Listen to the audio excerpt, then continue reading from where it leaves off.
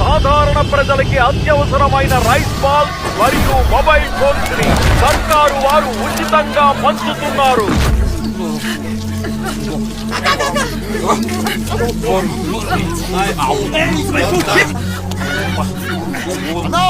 మన జాతిలోకి దొంగతనంగా చేరి మన బుద్ధ తింటున్నాడనా?